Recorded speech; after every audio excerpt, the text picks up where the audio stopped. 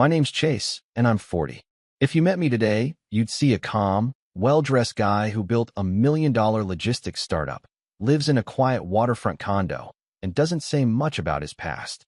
But rewind just a year ago, and I was standing barefoot on a cracked driveway at 2 a.m., holding a torn duffel bag and a hoodie that barely kept the wind off me, after being thrown out of my own home like garbage. My wife, Kelly, screamed at me from the porch with venom in her voice I'd never heard before. "You disgust me. Don't ever come back." And the worst part? I didn't even fight it. I just walked. The truth didn't matter to her. What mattered was the lie my brother told her, and she believed him without hesitation. It still feels unreal when I replay that night in my head. Sometimes I wonder if it started way before then. The cracks, the shifting loyalties, the subtle digs from my brother that I ignored for too long. His name's Brian, by the way, 2 years younger than me.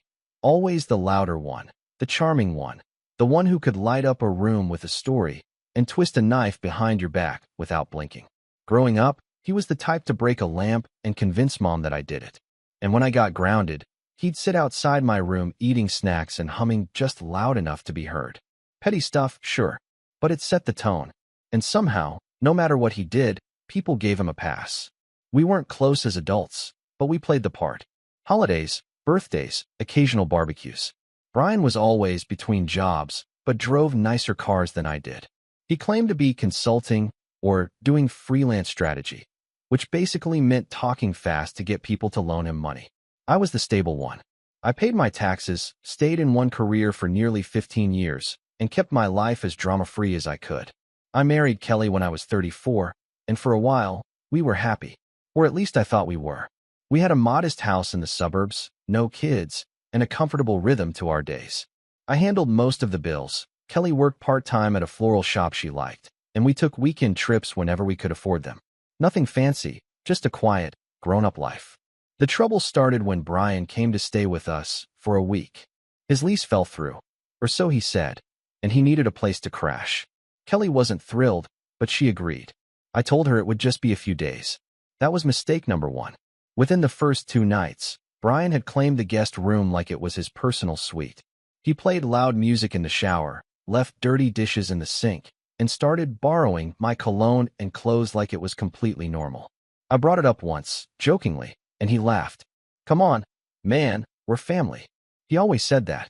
"We're family" was Brian's magic phrase, the one he used to duck responsibility and guilt-trip you in the same breath. At first, Kelly kept a distance. She was polite but cool with him. I noticed she started avoiding the kitchen when he was in it. Said he made her uncomfortable. I asked what that meant, and she just shrugged. "I don't know. He's too familiar." I told her I'd talk to him. I never did. Mistake number 2. Over the next few weeks, something shifted. Brian stopped being a guest and started acting like a resident. He ordered takeout using my card without asking. I'd wake up and find him using my laptop, scrolling through spreadsheets and email drafts like he had every right to be there. And worse, Kelly started withdrawing. I'd catch her in the living room, arms folded, barely responding when I asked how her day was. I figured it was stress. We were both working long hours, and having Brian around disrupted everything. But I kept pushing it down. I didn't want to start a war with my brother, especially not in my own house. One evening, I came home to find Brian and Kelly sitting on the couch, laughing. That alone wasn't the problem. It was the way she was laughing. A sharp, almost performative laugh, like she was trying to prove a point.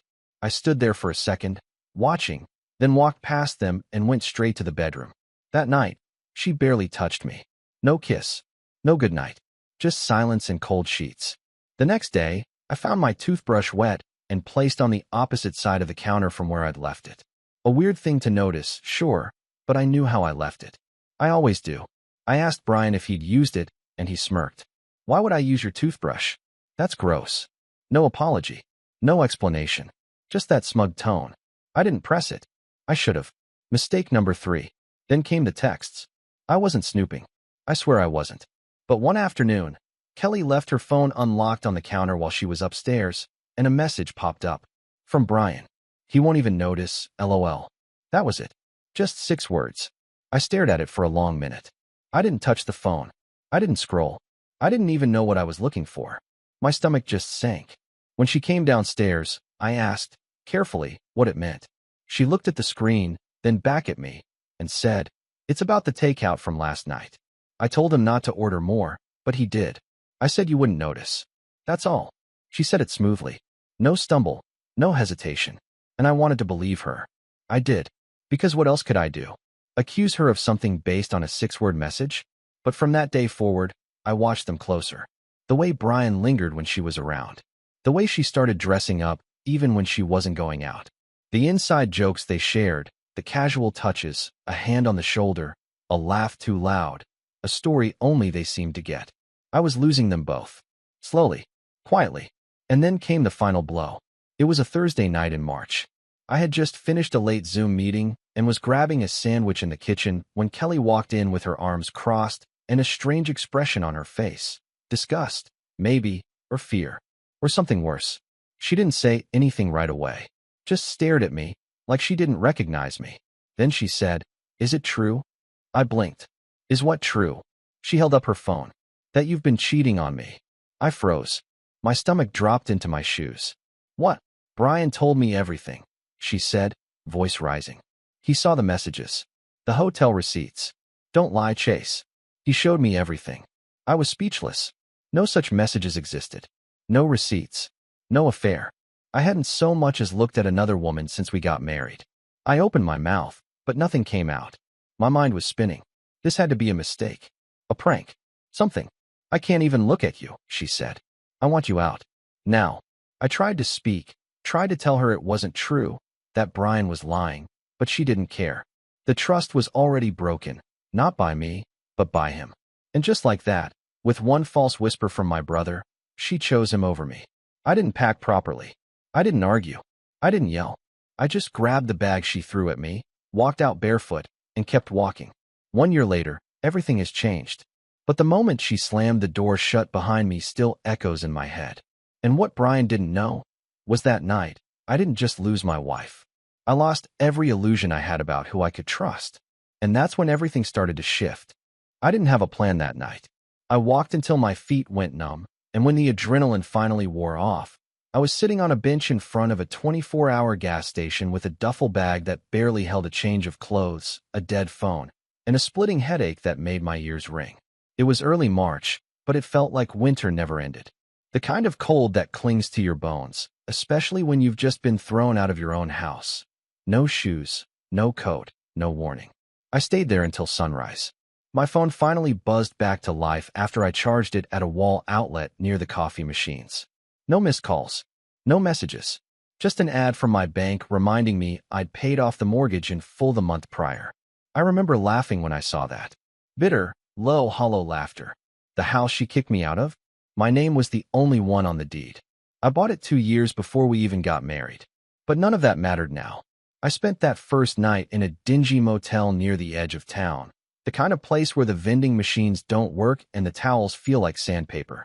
I paid cash and stared at the ceiling all night, my brain cycling through a carousel of questions. Why didn't I fight back? Why did I let Brian stay? How long had he been plotting this? And why the hell did Kelly believe him so easily? The next morning, I called my friend Marcus. We'd been buddies since high school. He ran a small tech support business out of a co-working space and had always offered me a desk if I ever wanted to freelance. I told him I needed somewhere to land, and without asking a single question, he said, "Come by. I'll make some room." That tiny act of kindness, that sliver of humanity, cracked something in me. For the first time since that night, I felt like maybe I wasn't completely alone. For the next week, I crashed on an old futon in the back of Marcus's office. I showered at a gym 2 blocks away and lived off cheap sandwiches and vending machine coffee. No one at the office asked questions.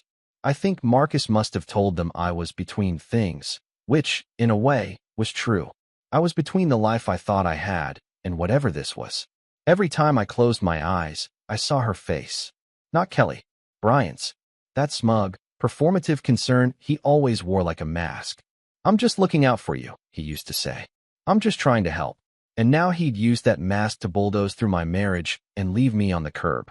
But that wasn't the worst part. A few days later, I got a text from an old college buddy, Daniel. He wasn't close to me or Kelly, just a guy from a few parties and group projects. His message said, "Hey man, sorry to hear about everything. Brian posted something on IG. I figured you should know. I didn't have Instagram. I hadn't used social media in years. But curiosity and dread pushed me to check. I borrowed Marcus's phone and opened the post. There it was. A photo of Brian standing in my kitchen, wearing my hoodie, holding a glass of wine like some champagne villain. The caption read, "Cleaning house, one liar at a time." Some snakes wear wedding rings too. Hashtag family first, hashtag truth wins. There were dozens of comments, mutual friends, acquaintances, even some of Kelly's co-workers, all liking it, reacting with emojis, tagging others. One comment read, "Dude, you did the right thing. You're a real one." Another said, "Finally someone exposed him." And that was when I realized he didn't just poison Kelly's trust. He poisoned everyone's. Quietly, carefully, strategically. It was a smear campaign wrapped in family loyalty. And he wasn't done. About a week after I left, I stopped by the house while Kelly was at work. I still had my key, and legally, it was still my house, so I figured I'd grab the rest of my things. Just essentials. Clothes, documents, my old journals, maybe some books. I didn't want anything else. I didn't want to see her. I didn't even want to breathe the same air anymore. But when I stepped inside, it didn't feel like my home. Brian's sneakers were by the door.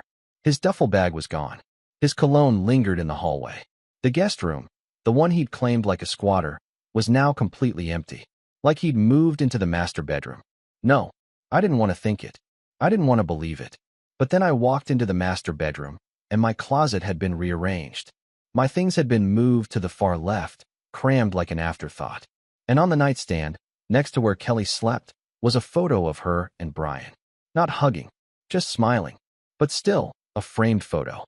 I stood there in silence. My hands curled into fists. My throat felt like it had closed up. It was one thing for Brian to lie. But this was something darker. I didn't take much when I left. Just my documents, my laptop, a couple of shirts. I didn't even touch the wedding album. I remember standing over it, wondering what I was supposed to do with all those memories. Were they all fake? Was she pretending the whole time? Was he? That night, I went back to the futon, stared at the ceiling again, and made myself a promise. I was done waiting. I was done licking wounds and hoping people came to their senses. If the world wanted to believe Brian's version of the story, fine. Let them. I'd show them the truth in a language they couldn't ignore. Over the next few weeks, something in me shifted. I stopped scrolling through messages I'd never sent. I stopped explaining myself to people who didn't ask. Instead, I did what I've always done best. I worked. I started freelancing. Quietly. Built a few client lists from old contacts. Pulled some strings. Got some startup gigs. Nothing fancy at first. Just digital logistics work, back-end coordination, delivery route optimization. But I was good at it. I always had been. And the demand was there.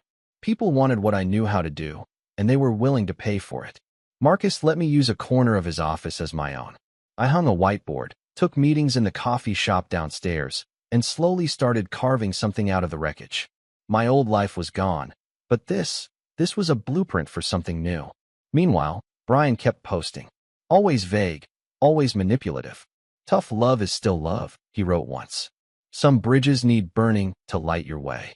Another time, he posted a boomerang of him sipping wine at my old fire pit with the caption, "Healing vibes. House full of peace now." And Kelly? Radio silence. No texts. No apologies. Just the occasional Instagram tag in Brian's posts, like a ghost wearing her face. But people talk. Especially the ones who don't know they're being listened to. One afternoon, while I was grabbing coffee downstairs, I ran into Lisa, a friend of Kelly's from the floral shop. We weren't close, but she always liked me.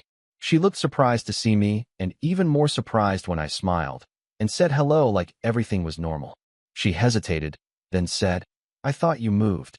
"I did," I said. "Temporarily." "What did you hear?" Lisa glanced around, then leaned in. "Look, I don't want to get in the middle of anything. But Brian told Kelly you were cheating with some woman in Miami. Said he had proof. Said he followed your IP address or something." I stared at her. I haven't even been to Miami in 4 years. She winced. "Yeah, I figured. I never really bought it." But Kelly, she was devastated. Brian was with her a lot. Like a lot. She really leaned on him. I nodded slowly. "Thanks for telling me."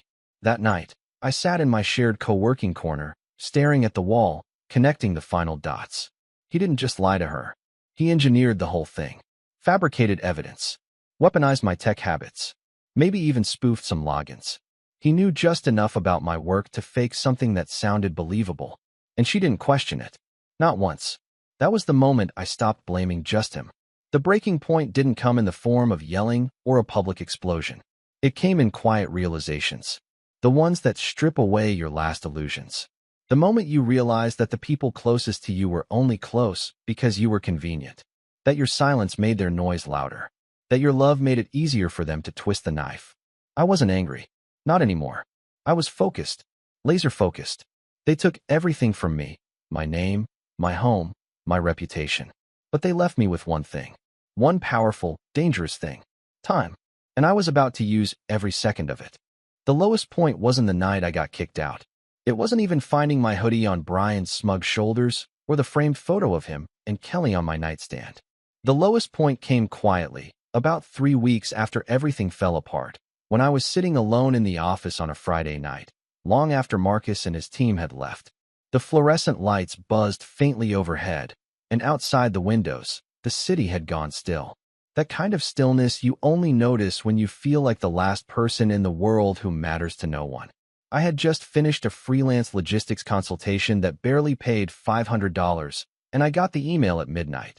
The client had gone with a cheaper competitor for their full-time role. They thanked me for the value I brought and said they'd keep me in mind for future needs. Translation: you did good work, but we don't need you. I closed my laptop, sat back, and felt this overwhelming wave of emptiness. Not sadness, not even anger, just a dull ache where my future used to be. I thought of what I'd built over the years, the reliable career, the house, the marriage, the reputation, and realized all of it had slipped away in silence. No explosion, just erosion. For the first time in my life, I felt invisible. The next morning, I didn't get out of bed. Or the futon, I guess. Marcus didn't say anything. He just left a box of protein bars and a note that said, "You're still in the game. Don't forget that." He knew something was up. He just didn't pry. That's the kind of friend he was. But something about that note hit me harder than any accusation or insult had. Maybe because it reminded me that someone still believed in me, even when I didn't. And slowly, piece by piece, I started putting things back together. First, I made a new routine. Wake up, shower, walk, no matter what. Even if I had no meetings or money coming in, I'd get dressed, lace up my sneakers, and walk a few miles. Through the neighborhood, around the lake, through old business districts. It cleared my head, gave me structure, purpose. I stopped letting my thoughts spiral into what-ifs and whys. Instead, I made a new rule: no more thinking about Kelly or Brian during daylight. Second, I rebuilt my network. Not the fake social ones. Not the birthday texts or distant LinkedIn connections. I started with people I knew respected my work. Old clients, managers, vendors. I didn't beg for opportunities. I just checked in, offered help, shared what I was working on. And little by little, the doors cracked open. One of them, a client from 2 years back named Preeti, ran a small import-export firm that had gotten crushed by COVID supply chain issues. She was trying to digitize her entire backend and streamline distribution, but the people she'd hired were either too expensive or too flaky. I offered to help her design a scalable delivery framework for a flat project fee. No invoices, no scope creep, just clean, efficient results. She said yes. That one project turned into 3, and 3 turned into a referral. Within a month, I had 5 clients, all small businesses, all desperate for better logistics. And I had just enough savings left to form an LLC and open a business checking account. I called it ArtBridge Logistics. The name didn't mean much at first. I just liked the way it sounded, strong, dependable. But it stuck. I rented a small corner office in a building not far from Marcus's. Nothing fancy, just a space to work that wasn't a futon. I brought in a whiteboard, a second monitor, and a coffee maker I rescued from a pawn shop. And every morning, I'd walk in, brew a cup, write my daily goals on the board, and treat myself like I was already running a 7-figure company. No one was watching. No one needed to believe in me. I just did it anyway. Meanwhile, I stayed quiet on social media. No posts. No announcements. No retaliation. Let them think I was spiraling. Let Brian enjoy his moment. Because I was building something better than a comeback. I was building leverage. Still, it wasn't easy. Every step forward came with a weight I couldn't shake. Nights were the worst. That's when the memories crept in. Sunday morning pancakes with Kelly, late-night board game marathons. Even that time we'd gotten caught in the rain, and she made me promise we'd never take each other for granted. All of that felt like a movie I barely remembered starring someone else. And yet, I never called her. Not once. I came close. Once, when I saw a photo of her at a wedding with Brian. He had his hand around her waist, and her smile looked so forced.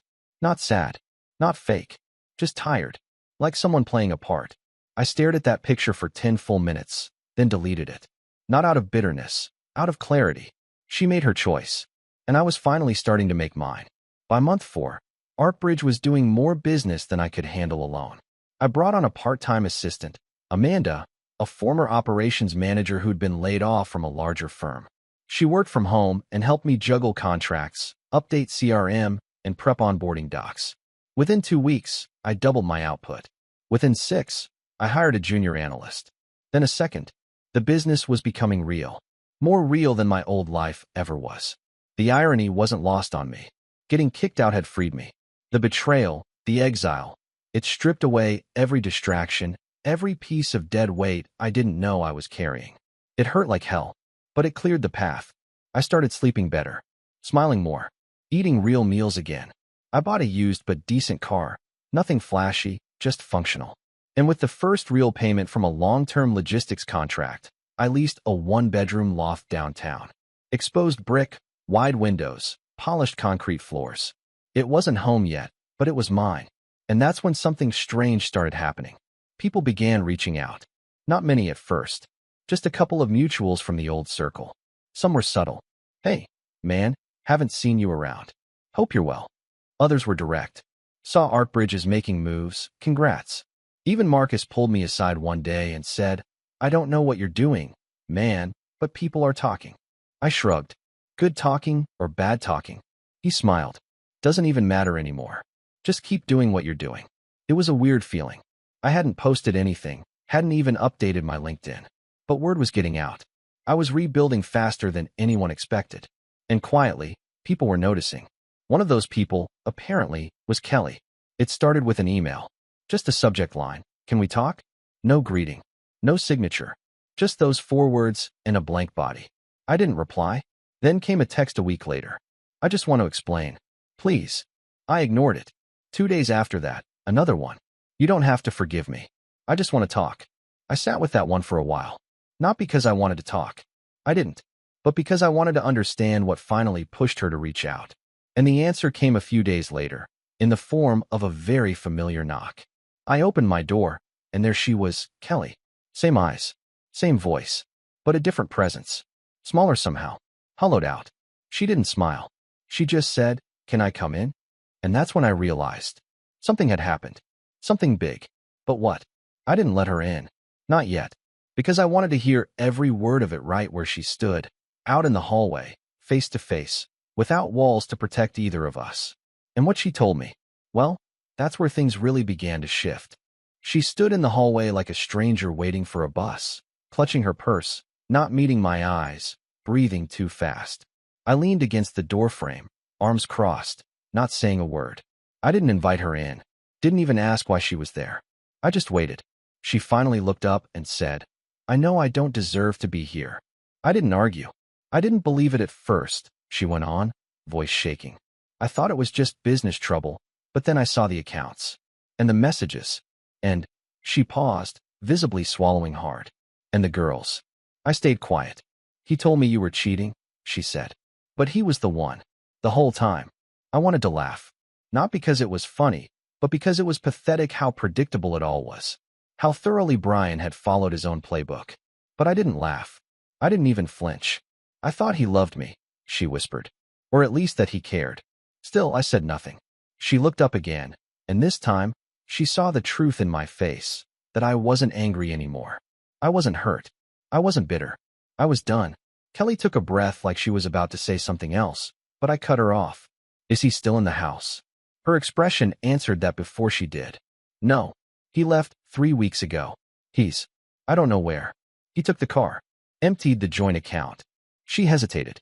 I didn't even know it was joint. He must have. He must have forged something. Of course he did.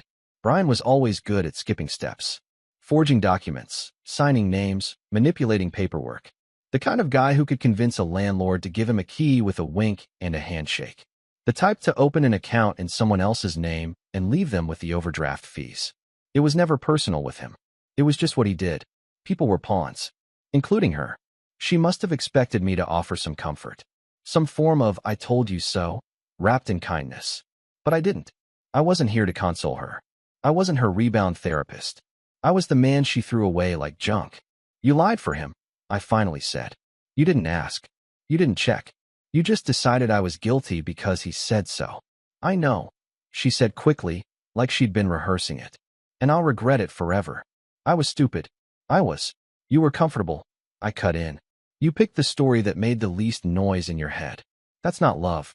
That's convenience." She didn't argue. There was silence for a while. Then she nodded, as if accepting the verdict. "I know I can't fix what I broke," she said. "I just wanted you to know the truth. That he used me. That I see it now. That I see you now." And then she turned and left. No tears. No screaming. No begging. Just walked away, back down the hall, and into whatever version of loneliness she'd earned. I closed the door slowly. And that's when the real clarity hit me. Brian hadn't just destroyed a marriage. He had stolen my life. My name. My stability. He used me as a ladder, climbing one rung at a time, until he could leap off and leave me to rot in the mud. And now? Now he was gone. Vanished. Probably pulling the same con somewhere new. Or trying to. But this time, I wasn't going to let him disappear into the fog. I had money now. Power. Reach. And more importantly, I had nothing to lose. The setup began that same night. First I dug, not just into Brian's past, but into my own. Every email he'd ever forwarded, every document he'd touched, every text I still had backed up in the cloud. I started piecing together a digital timeline of his presence in my life over the last decade. And what I found was worse than I expected. He'd been borrowing money in my name since 2019. Small things at first. PayPal accounts linked to old shared devices, Venmo accounts using my profile picture, even a credit card pre-approval I'd once tossed in the trash that he apparently dug out and activated. For $100 here. $1,200 there. Never enough to trip the alarms. Just enough to skim off the top. I filed a Freedom of Information Act request with one of the banks and hired a forensic accountant to review my financials. That alone cost me $8,000. But it was worth every penny. Turns out, Brian had been using a layered strategy, stacking shell companies and fake invoices under my old consulting business's name. When I thought I was struggling to close deals in 2020, he was faking invoices for imaginary gigs and collecting the money through drop accounts under variations of my name. Chase B. Warren. C. Blake Warren. Warren C. Blake. The man had literally become me on paper. I spent 2 weeks gathering evidence. Hired a lawyer. Froze every account I suspected he had access to. Filed reports with the IRS, the banks, even old clients he'd impersonated me with. I played it by the book. But revenge, true revenge, isn't about justice. It's about control. So I started planning the second part. Brian had always wanted recognition. Fame, even. He didn't care about stability. He wanted to be seen as successful. To walk into a bar, name drop someone, and have everyone nod in admiration. His ego was his currency, which meant I didn't have to destroy his finances to ruin him. I just had to destroy his reputation. And I knew exactly where to start. Through one of my logistics clients, a guy named James who ran a warehouse operation in Florida, I tracked down a woman Brian had recently dated. Her name was Clara. She was bright, direct, and had apparently been burned pretty badly. He'd told her he was starting a tech-driven import company and needed her help writing up business proposals. Then he ghosted her after convincing her to send him $4,000 to secure a shipment of European prototypes. Sounded fake when I heard it. Still sounded fake when I read the emails. But Clara kept everything. Bank receipts, email chains, even voice messages where he promised her they'd move to Atlanta together once his funding came through. I offered to pay her back the $4,000, with interest, if she'd share everything with my legal team. She agreed. Happily. Next, I reached out to a recruiter friend I knew from years ago. Told him I was vetting a candidate for a new logistics startup and wanted to verify some resume claims. I fed him Brian's fake resume. He laughed. "Man, Half these companies don't even exist anymore. Exactly, I said.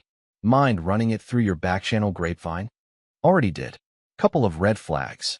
I'll loop you in when I hear more. Within a week, I had 3 former contacts emailing me privately asking, "Is this guy legit?"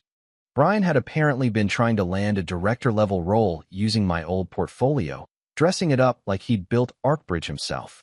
The irony was so thick I could taste it. Now I had threads, real ones. I pulled more.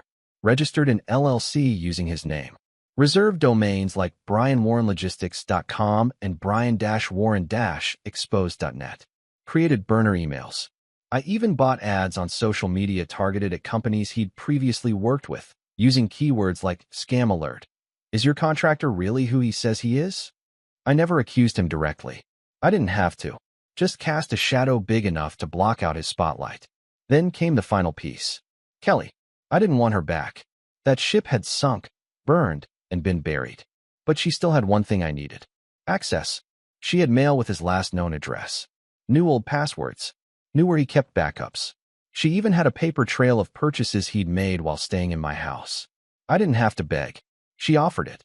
Whether out of guilt or spite, I didn't ask. But when she handed over the folder, a real, physical folder with receipts and bank printouts and scribbled passwords, I knew I was holding the detonator. And when I flipped through the final few pages, I found something I never expected. A loan application, signed in my name, with her listed as a co-signer, dated before I was kicked out. That was the moment the last piece clicked into place. This wasn't just a betrayal. This was premeditated. He hadn't just lied to Kelly. He used her to build the lie, coerced her signature, blurred her lines, and then discarded her once he got what he wanted. Now I had motive, paperwork, witnesses, and most importantly, momentum. Brian had no idea any of this was happening. No clue I'd built a company, rebuilt my life, and was now circling his castle with fire. But he was about to find out. By the time everything was in place, it didn't even feel like revenge anymore. It felt like math. Clean, precise, unavoidable. Brian had always operated like he was in a movie, a fast-talking antihero who believed he could finesse his way out of anything. He saw people as props, situations as puzzles to manipulate. He never thought consequences applied to him, because for most of his life, they didn't. Everyone else cleaned up his messes. Until now. I waited another 6 weeks before I pulled the first lever. I wanted distance. Time for him to get comfortable, settle into his next con, feel like the storm had passed. It didn't take long to find him. A private investigator I hired tracked him to Austin, Texas. He was living in a rented condo under the name Brian Carrington, claiming to be a logistics consultant for a fictional shipping startup. He was driving a leased BMW, living on money skimmed from a fake invoice trail, and, true to form, dating 2 women, neither of whom knew about the other. Classic Brian.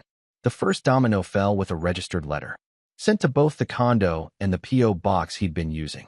It was a polite, professional cease and desist from ArcBridge Logistics, stating that he had been fraudulently misrepresenting himself as an executive of our company and that further use of our intellectual property would result in legal action. I knew he'd ignore it. That was the point. 4 days later, I launched a digital press release campaign. The article was titled, "When the Scam Wears a Familiar Face: How One Man Stole a Life and Faked a Career." I didn't name him directly, but I didn't need to. The breadcrumbs were all there. The fake companies, the forged invoices, the multiple aliases, the women he conned. And most importantly, the receipts. Redacted bank statements. Fake resumes. Voicemail transcriptions. Testimonies from Clara and 2 other women I tracked down. Enough documentation to send chills down the spine of any potential employer Googling his name. The article went viral within a niche crowd: recruiters, small business owners, startup founders. It got picked up by a business ethics blog and a YouTube commentator who specialized in corporate scams. Within 48 hours, Brian Carrington was getting calls from 3 different companies, none of them offering a job, all of them asking questions. But that was just the appetizer. Next, I filed a formal fraud complaint with the Texas Department of Banking, attaching everything my legal team had compiled, from forged loan documents to co-signed debt in my name. At the same time, I submitted identical documentation to the FTC, IRS, and several financial institutions he had interacted with under my identity. Identity theft. wire fraud, tax evasion, the works. And then I press send on the final stroke. An anonymous tip to his building's management, flagging that Brian Carrington was not only in violation of his lease agreement by using the condo as a place of business, but had submitted a fraudulent credit history application. I included PDFs for their review. Within 3 days, they gave him 30 days to vacate. By the end of that week, Brian tried calling me. Not texting, not emailing, calling. I let it ring out. He called again the next day. This time I answered. I wanted to hear it. Chase. His voice cracked a little. Look, man, I don't know what you're doing, but we need to talk. Why? I asked calmly. You didn't want to talk last year. Remember? When you said I was a cheater, and you smiled while she threw me out of my own house. I didn't mean, he began, but I cut him off. You forged my name, Brian. You used my credit. You ruined my marriage, my business reputation, and you thought I'd just go away. There was silence. Then a sharp inhale. I didn't ruin it, he said quickly. You left. You could have fought for her. I stepped in when you gave up. You lied. I snapped. You made it all up. And then you used her. Used everyone. For what? A few grand? Some free rent. She knew what she was getting into. He muttered, like that made it better. No, she didn't, I said, voice dropping to a whisper. But she does now. Another pause. You sent that article out, didn't you? I didn't answer. You're trying to ruin me. No, I said. You did that yourself. I'm just putting a spotlight on it. That was the last time we spoke. By the end of the month, the fallout began. The condo dropped his lease. One of the women he'd been seeing filed a small claims lawsuit for the money she'd given him. The second woman, turns out she worked for a major online financial publication, wrote a blog post titled, I Dated a Professional Liar, that made its way to the front page of Medium. The recruiters blacklisted him. The banks flagged him. He went dark again, disappeared from social media, changed his number. But it was too late. The echo followed him. Even if he started fresh in another city, the search results wouldn't lie. The debt wouldn't vanish. The investigation was active now, and financial crimes don't have a short memory. And as for Kelly, she sold the house 6 months after Brian left, paid off the remaining mortgage, and moved in with her sister. Last I heard, she was working 2 jobs and going to therapy. We never spoke again after that day in the hallway. I didn't need closure. I'd already found it. What surprised me most wasn't the satisfaction of watching it all unravel. It was how empty the revenge felt once it was done. There was no applause, no victory dance, just peace. Quiet, still peace. For the first time in my adult life, there was no chaos orbiting me. No one leeching off my kindness, no backdoor betrayals, no walking on eggshells around people I once called family. Artbridge Logistics crossed 7 figures in revenue that fall. We opened a second office, hired 6 more full-time staff. I moved into a house near the bay, smaller than the last one, but filled with real light, real friends, and not a single thing I didn't choose for myself. Sometimes people ask why I never went to court for damages. But the truth is, I didn't need a judge to tell me I'd won. I had my name back, my life back, and a future built entirely on my terms. The past is over, and the last thing Brian ever stole was the chance to see who I've become. So no, I don't answer his calls anymore. I don't respond to the burner emails he sends, asking for just a minute of my time. I don't need to. He already knows. And that silence? That's the real revenge.